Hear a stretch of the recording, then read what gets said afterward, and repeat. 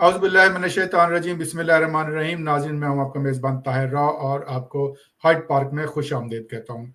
नाज़रीन, कल एक टीवी प्रोग्राम में इरफान सिद्दीकी साहब ने एक बड़ी मज़ाक़-ख़ेज़ बात की है। जब उनसे सवाल किया एंकर ने कि जी आपकी पार्टी ने कोई मंशूर नहीं दिया अभी तक, तो उन्होंने कहा कि जी ये तो एक ऐसे ही एक कागजी कार्रवाई होती है और उसका तो एक फ्रूटलेस एक्सरसाइज होती है, एक फ्रूटाइल एक्सरसाइज होती है। हमारा मंशूर तो बाद में शुरू होता है। तो ये एक, अगर जो कोई स्टूडेंट है सियासत का और तालिब इल्म समझता है, जो पूरी दुनिया में इलेक्शन लड़ा जाता है, कि हमेशा पार्टी प्रोग्राम पे ही लोग वोट देते हैं और वो प्रोग्राम देखते हैं कि क्या चीज़ ऑफर कर रही है और क्या वादे कर रही है। तो ये पहली दफ़ा अजीबो-गरीब हमने सूरत हाल देखी है कि वो मंशूर को इतना लाइटली ले रहे हैं। हालांकि पिछले माजी में वो इलेक्शनों में मंशूर पेश भी करते रहे। इसी तरीके से अभी तक उन्होंने अपनी इलेक्शन कैंपेन भी शुरू नहीं की और वो जो इस बात को तकवीयत दे रही है कि साडी गल हो गई है। तो हम आज गुराया साहब से बात करेंगे। आफ्ताब गुराया साहब हमें ज्वाइन कर रहे हैं ऑस्ट्रेलिया सिडनी से, कि ये जो मुस्लिम लीग नून की तरफ से ये एक लेड बैक सिचुएशन है, ना वो इलेक्शन कैंपेन में जा रहे हैं, ना वो जलसे जुलूस कर रहे हैं, ना वो अपना प्रोग्राम पेश कर रहे हैं, ना वो आवाम से वादे कर रहे हैं। तो किस तरह से लोग वोट देंगे और वो किस खुशफहमी में या गलत फहमी में या किस कॉन्फिडेंस में बैठे हुए हैं। तो गुराया साहब, आप मुझे बताइए कि जो मंशूर पे उन्होंने बात की है इरफान सिद्दीकी साहब से, आप उससे मुत्फिक हैं? एक सियासी तालिब इल्म होने के नाते से आप सियासत के तालिब इल्म हैं और आपकी बड़ी गहरी नज़र है, ऑस्ट्रेलिया में भी आप बैठे हैं, इलेक्शन को देखते हैं वहाँ पे भी। जी, अस्सलाम वालेकुम राव साहब। राव साहब, जो बात की है ना इरफान सिद्दीकी साहब ने, जो कल बात की, वो बड़ी गैर सियासी बात की है, बड़ी इमेच्योर सी बात की है उन्होंने मंशूर के बारे में। अब देखें, इलेक्शन में दिन कितने रह गए, लेस देन 20 डेज, और अभी तक उनका कोई मंशूर नहीं है।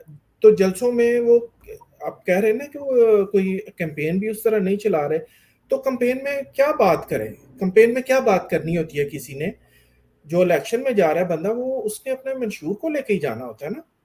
तो चेयरमैन बिलावल ने आज से कोई 2-3 हफ्ते पहले वो 10 पॉइंट्स दे दिए, जो एक हाईलाइट थी पीपल्स पार्टी के मंशूर की और वो बड़े पॉपुलर हुए। और उसके बाद डिटेल मंशूर भी आ गया अवामी माशी मुआहदा के नाम से ना। जी जी। तो अब आप देखें कि अब आप जलसे में जाएं तो आप दो चीजें बताते हैं। या तो आप अपनी पुरानी कारकर्दगी बताते हैं कि हम पहले आए तो हमने ये काम किए और ये हमारा मंशूर है। सियासी जमातें यही करती हैं। अब नून लीग का आप देख लें, जो 2-3 जलसे हुए हैं, मरियम नवाज ने कोकाड़ा में किया, कल हाफिजाबाद में हुआ जिसमें मियां साहब भी थे। तो अपनी कारकर्दगी तो उन्होंने कोई बताई नहीं। वो अपनी कारकर्दगी तो बताएं कि जो उन्होंने पहले किया है। उन्होंने चलो मोटरवे बनाई है, कुछ पुल बनाए हैं, सड़कें 2-3 बनाई हैं, ऑरेंज ट्रेन बनाई है। बेशक ये सारे नॉन प्रोडक्टिव प्रोजेक्ट्स थे कि जिनका पाकिस्तान के ऊपर कर्जा ही चढ़ा, इनसे कोई हमें इकोनॉमिक बेनिफिट नहीं मिल रहा। ठीक है, लोगों को बेनिफिट, पब्लिक बेनिफिट, ठीक है, लेकिन इससे इकोनॉमिक बेनिफिट कोई नहीं मिल रहा। अच्छा, कोई जिक्र ही नहीं। और चूंकि उनके पास मंशूर तो है ही नहीं, तो वो फिर क्या किया उन्होंने, वो पीपल्स पार्टी का मंशूर पकड़ के पढ़ना शुरू कर दिया। अब उसके ऊपर बड़ी लेदे हुई। मरियम नवाज ने पहले ओकाड़ा में भी ये हरकत, ये तो बड़ी मज़ाक़-ख़ेज़ बात नहीं है गुराया साहब? बिल्कुल बिल्कुल, आप बड़ी मज़ाक़-ख़ेज़ बात नहीं। एक दिन पहले तो इरफान सिद्दीकी साहब कह रहे थे कि उसकी जरूरत ही नहीं है, 4 पेपर का हम भी बना सकते हैं, और अगले दिन आप उसने कॉपी करना शुरू कर दिया आपने। और ये भी इसहाक डार का भी कि जी बगैर वर्किंग के है। अगर आप मुझे टाइम देंगे बाद में क्वेश्चन, तो मैं आपको तफसील से बताऊंगा कि ये जो 10 पॉइंट्स हैं, ये पूरी वर्किंग के साथ हैं और इनके पीछे पीपल्स पार्टी के काम हैं जो उन्होंने ऑलरेडी किए हुए हैं। इनमें कोई भी एक भी ऐसा पॉइंट नहीं है जो इलॉजिकल हो और जिसमें कहा जा सके कि इसके नीचे वर्किंग नहीं है और ये अचीवेबल नहीं है। सारे जो 10 पॉइंट्स हैं, वो एक एक पॉइंट जो है ना उसमें वो अचीवेबल है।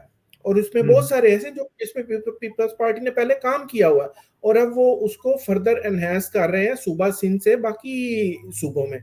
तो अब ये वो चेयरमैन साहब का था बयान के मेरे 10 पॉइंट्स को ना आपने घर घर लेके जाना है। तो मैंने उसके ऊपर ट्वीट भी किया।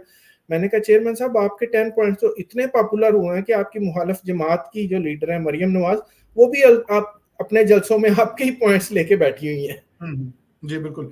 अच्छा, लेकिन इसमें आपको क्या चीज नजर आती है? उनका कॉन्फिडेंस है मुस्लिम लीग नून का कि मतलब कॉन्फिडेंस हम इतने पॉपुलर हैं, या उनको पता है जी, कि हमने उनका आए जाने जो मर्जी कर लें? जैसे इमरान उनके खान कहता था कि जब वो एमएन एमपीज पे जाते थे, वो कहते जी मेरे वजह से तो आप आए नहीं, जिनकी वजह से आए हैं वो मुझे दोबारा फिर भेज देंगे, तो मैं आपको क्यों मुंह लगाऊं?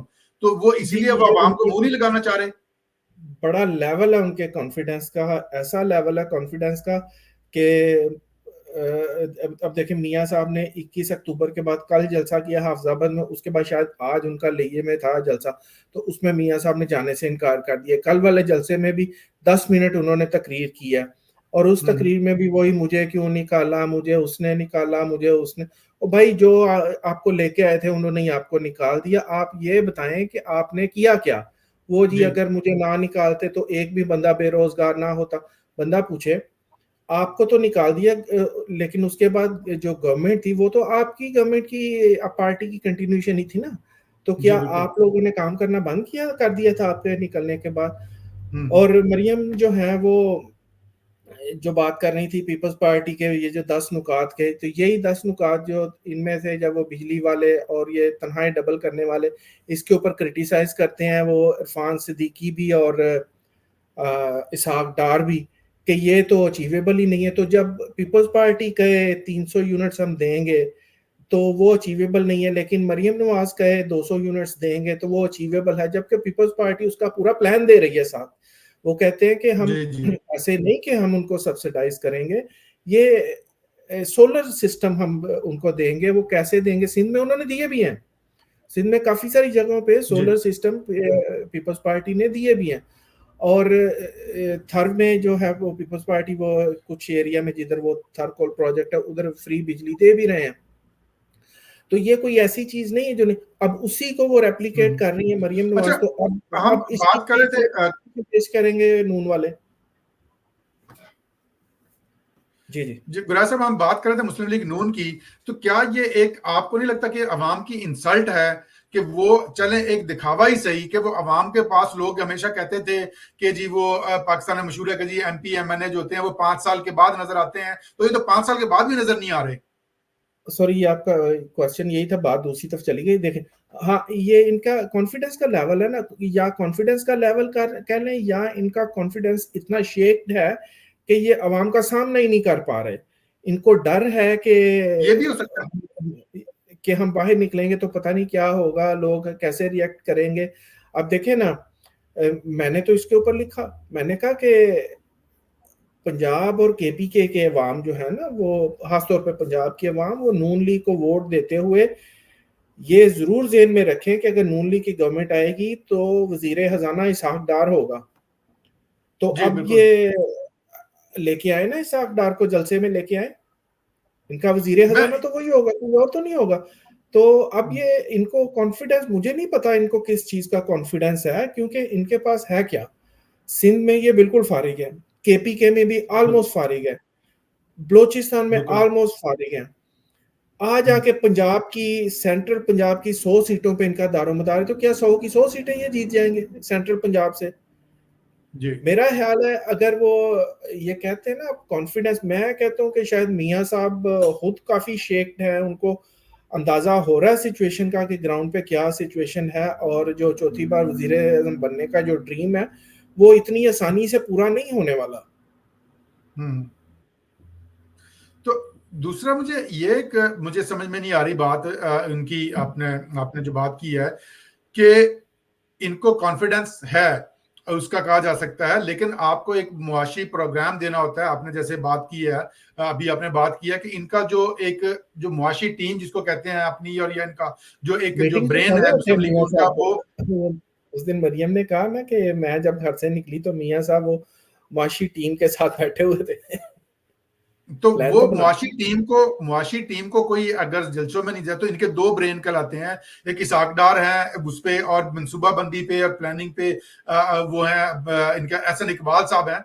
तो उनकी कोई प्रेस कॉन्फ्रेंस, कोई मीडिया टॉक, कोई उनका कोई एक्सप्लेनेशन, कोई सेमिनार में कोई खिताब नहीं नजर आ रहा कि वो अपने एलिब्रेट करें उनके मंसूबे को। तो ये दोनों क्यों छुपे हुए हैं, उनको क्यों छुपाया हुआ है इन्होंने? राव साहब, ये तो आपने बड़ी आइडियल सिचुएशन की बातें कर दी है ना, कि देखें अभी आजकल आपने आपने भी देखा होगा सोशल मीडिया पे इस चीज का बड़ा चर्चा है कि इस वक्त दो ही प्राइम मिनिस्टर के कैंडिडेट हैं मैदान में, एक बिलावल भुट्टो और दूसरे मियां साहब।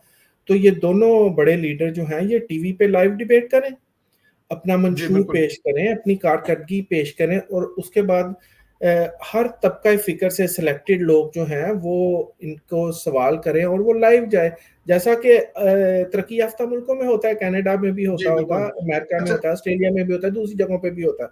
तो ये तो बड़ी आइडियल सिचुएशन है। अब आप कह रहे हैं कि इनके जो माशी माहिरीन हैं, तो क्या आप समझते हैं कि इसहाक डार पब्लिक को फेस करने की पोजीशन में है? जो वो उनका 16 माह की कारकर्दगी रही है, और हम्म। जब और उसमें लोग कह सकते हैं कि पीपल्स पार्टी भी तो उसमें थी, लेकिन आप देखें उसमें पीपल्स पार्टी का शिकवा यही होता था, चेयरमैन बिलावल भुट्टो जो थे उनका शिकवा यही होता था कि यार मैं पैसे लेके आता हूँ, तो आप लोग इसका कोई बेनिफिट लोगों को, आम लोगों को भी दें। हम्म। लेकिन वो सब्सिडी जब देनी होती थी तो शुगर माफिया को और बड़े बड़े जो माफियाज हैं उनको अरबों रुपए की जो है वो सब्सिडी दे देनी है, लेकिन अवाम को जो है ना जरा सा बेनिफिट तेल में नहीं, तेल की प्राइस में नहीं देना, और बाकी चीजों में। तो इस सारी अच्छा, उनके सिचुएशन में एक और सुकरात हैं इनके, मुसद्दक मलिक साहब, वो जी, जिन्होंने जो रशिया से तेल का मुआहदा भी जो करके आ रशिया गए से, थे और उन्होंने कहा तेल आ गया है और पता नहीं क्या पानी बिक जाएगा और क्या क्या उन्होंने बातें बातें की थी, आजकल वो भी उससे गायब हैं। तो उनको क्यों छुपाया हुआ? वो भी कोई उन्होंने से कोई इन्होंने गिदड़ सिंगी निकालनी है इक़्तिदार में आने के बाद, या बस ठुस हो गए हैं वो? ये सारे जो है ना इनके मिसाइल, ये वो वाले मिसाइल हैं जो इन्होंने इस वक्त चलाने हैं। जब इनकी एज पर साड़ी गल हो गई, अगर इनकी हुकूमत बन जाती है तो ये हम्म। सारे मिसाइल उस वक्त सामने आएंगे, क्योंकि ये सारे अवाम दुश्मन मिसाइल हैं। ये मिसाइल अवाम के ऊपर पहले भी गिरे थे, अब भी ये अवाम के ऊपर गिराने के लिए रखे गए हैं। तो अवाम को वोट देते हुए सोचना चाहिए कि नून लीग की हुकूमत आती है तो इनका वजीर खजाना का कैंडिडेट जो है ना वो इसहाक डार के अलावा कोई नहीं है। जी बिल्कुल। अच्छा। और चेयरमैन बिलावल ने ये बात की, उन्होंने कहा हम्म। कि ये जो मैंने अभी सब्सिडी वाली बात की कि अरबों रुपए की सब्सिडीज जो है ये शुगर माफियाज को और दूसरे बड़े बड़े माफियाज को इन्होंने दी हैं, तो चेयरमैन बिलावल ने कहा कि हम वो सब्सिडीज भी बंद करेंगे। जी बिल्कुल। वो कहते हैं 1500 कोई अरब का जो है ना सब्सिडीज में जा रहा है, वो बंद कही जाएंगी, वो बिल्कुल। बंद करेंगे। तो गुरैर साहब, हमारे प्रोग्राम का वक्त अब खत्म होने वाला है। आपसे आखिरी सवाल करूंगा। एक तो ये वैसे टॉपिक तो पुराना हो चुका है, काफी अरसे से लोग कर रहे हैं, लेकिन आपका पर्सपेक्टिव लूंगा इससे। जो आजाद कैंडिडेट इस वक्त मौजूद हैं, और चूंकि पूरी पीटीआई आजाद, एक तो होते थे ना पहले कुछ इलेक्टेबल होते थे जो अपने धड़ी बंदों के साथ, वो इलेक्टेबल हमेशा से वो कहलाते थे, वो आजाद आते थे कुछ परसेंटेज, लेकिन ये तो पूरी पार्टी ही आजाद हो गई है। तो बहुत बड़ी तादाद में चांसेस हैं कि आजाद भी जीत के आएंगे। और लेकिन आपको जिस तरह का पाकिस्तान का सियासी कल्चर है और जिस तरह की लेजिस्लेशन है, जिस तरह के फैसले आते हैं, यहाँ पे तो जो जमात के जो मेंबर इलेक्टेड होते हैं उनको काबू रखना मुश्किल होता है। तो आप क्या समझते हैं कि ये भी एक तरह के से को वॉक ओवर देने की वजह से तो इनको आजाद नहीं किया गया कि मुस्लिम लीग नून को वॉक ओवर मिल जाए, जो थोड़ी बहुत कसर रह जाए इनकी जीतने में तो वो आजाद पूरी कर लें, या उनको भी किसी और आईपीपी या पीटीआई नजरियाती के साथ उनको भेजा जाएगा, जो पेट्रियाट जो उनकी बनी है परवेज खटक साहब की, ताकि मियां साहब को काबू रखा जाए? जी, ये इस इलेक्शन का सबसे जो है ना इम्पोर्टेंट फैक्टर होना। अब जी। इसमें एक चीज ये भी है कि मेरा तो आज भी ये कहना है कि इलेक्शन के नज़दीक जाके इमरान खान वैसे ही बाइकआउट कर देगा इलेक्शन का, अच्छा। कि ये वाले जो कैंडिडेट हैं भी है ना ये हम्म। आज़ाद ही हैं, आज़ाद तो रहेंगे, वो बैलेट पेपर पे तो रहेंगे, लेकिन मुझे ये, मैं काफ़ी देर से कह रहा हूँ, इसके ऊपर मैंने लिखा भी है, आर्टिकल्स भी लिखा, मेरा पढ़ा हुआ मैंने रखा हुआ कि जब वो इमरान खान बाइकआउट करेगा तो मैं बताऊंगा। तो ठीक है। अब भी मेरा यही ख्याल है कि इमरान खान इलेक्शन के नज़दीक जाके इलेक्शन का बाइकआउट कर देगा, क्योंकि हम्म। इमरान खान की जो सूरत हाल है ना, इमरान खान कभी नहीं चाहेगा कि उसका वोट बैंक यूज करके लोग आजाद जीते। और फिर आगे एक और चीज भी है कि जो लोग आजाद जीतेंगे हम्म। उनको पार्लियामेंट में जाके शायद इस तरह की कोई रिक्वायरमेंट भी है कि 3 दिन के अंदर किसी पार्टी में भी शामिल होना है।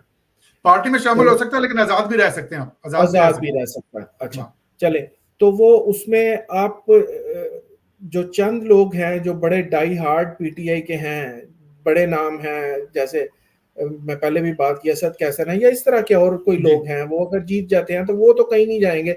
और जब तक वो पीटीआई का वो स्टेटस बहाल नहीं होता, पता नहीं अब क्या उसका स्टेटस है, उसमें शामिल हो सकते हैं कि नहीं at this point of time, तो उस वक्त तक वो आज़ाद रह सकते हैं। लेकिन बहुत सारे कैंडिडेट आज़ाद ऐसे जीत के पहुंच जाएंगे कि जो पीटीआई के वोट से जीत के आएंगे, लेकिन वो पहली दफा होंगे और वो उधर जाएंगे जिधर उनको कहा जाएगा। कहा और जाएगा। जैसा आपने बताया, उनकी सबसे जो ना फेवरेट डेस्टिनेशन जो होंगी वो इस्तेहकाम पार्टी और पीटीआई, पार्लियामेंटेरियन है शायद उसका नाम भी, पार्लियामेंटेरियन जी।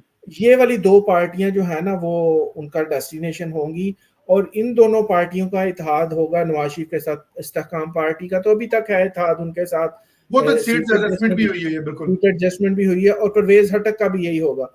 तो पीटीआई का वोटर जो इन आजाद उम्मीदवारों को वोट डालेगा, उसे ये सोच के वोट डालना चाहिए कि वो ये वोट इस आजाद उम्मीदवार को नहीं डाल रहा, ये वोट वो नवाज शरीफ को डाल रहा है। नवाज शरीफ को डाल रहा है, बिल्कुल। और ये वोट जो है ये इमरान खान के बदतरीन दुश्मन को वोट डलेगा। और ये हालात की सितम ज़रीफी इसे कहेंगे ना, कि इमरान खान का वोट उसके बदतरीन दुश्मन को जा रहा है। तो बिल्कुल। ये वाली चीज जो है ना, अगर पीटीआई इलेक्शन का बाइकाट नहीं करती, आजाद उम्मीदवारों के साथ ही इलेक्शन में रहती है, तो ये भूल जाएं कि इनके अगर 35-40 लोग जीत जाएंगे तो वो इनके किसी डिसिप्लिन में होंगे। हम्म। पार्टियों के, जब आपने खुद ही कहा कि पार्टियों के डिसिप्लिन रखना इतना मुश्किल होता है, और वैसे भी ये इस तक काम पार्टी में जो लोग आए हैं तो इनको भी प्रेस कॉन्फ्रेंस, तो ये जो जीते हुए हैं इनकी प्रेस कॉन्फ्रेंस करवाना कौन सा मुश्किल काम होगा।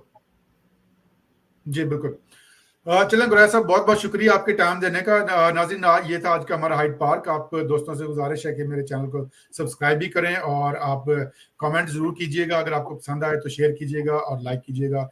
अपना और अपने घर वालों का ख्याल रखिएगा। और आखिरी पैगाम मेरा यही है कि वोट आप 8 फरवरी को ज़रूर दें, और कोशिश करें कि प्रोग्रेसिव लिबरल पार्टी को पाकिस्तान की दें, ना कि कंजर्वेटिव पार्टी को। और जो एक मुल्क पे जो पिछले 75 साल से जो एक माइंडसेट बैठा हुआ है, उसको तोड़ने के लिए, उसको स्टेटस को तोड़ने के लिए एक नौजवान लीडर को आप मुंतखब करें।